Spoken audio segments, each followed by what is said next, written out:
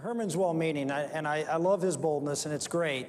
But the fact of the matter is, I mean, reports are now out that 84% of Americans would pay more taxes under his plan. That's the analysis, and it makes sense. Because when you don't provide a standard deduction, when you don't provide anything for low-income individuals, and you have a sales tax and an income tax, and as Michelle said, a value-added tax, which is really what his corporate tax is, we're talking about major increases in taxes on people. He also doesn't have anything that takes care of the families. I mean, you have a situation where under Herman's plan, a single person pays as much in taxes as a man and a woman raising 3 children. Ever since we've had the income tax in America, we've always taken advantage of the fact that we want to encourage people to have children and not have to pay more already to raise children, but also pay that additional taxes. We gave some breaks for families. He doesn't do that in this bill, and we've seen that happen in Europe. And what happened? Boom! Birth rates went into the basement. It's a bad tax for.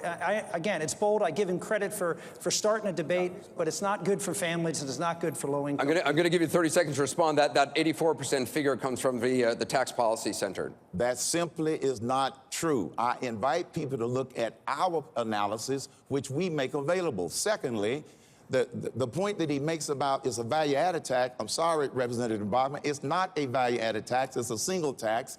And if I invite every American to do their own math, because most of these are knee-jerk reactions. And we do provide a provision, if you read the analysis, something we call opportunity zones that will, in fact, address the issue of those making the least. Herman, I love you, brother, but let me tell you something. You don't have to have a big analysis to figure this thing out. Go to New Hampshire where they don't have a sales tax, and you're fixing to give them one. They're not interested in 999. What they're interested in is flatter and fair. At the end of the week, I'm going to be laying out a plan that clearly, I'll bump plans with you, brother, and we'll see who has the best idea about how you get this country working again. The worst part about it is it's regressive. A lot of people aren't paying any taxes, and I like that. I don't think that we should even things up by raising taxes. So it is a regressive tax, so it's very, very dangerous in that thing, and it will raise more revenues.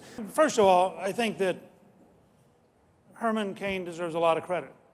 He's had the courage to go out and take a specific, very big idea at the right level.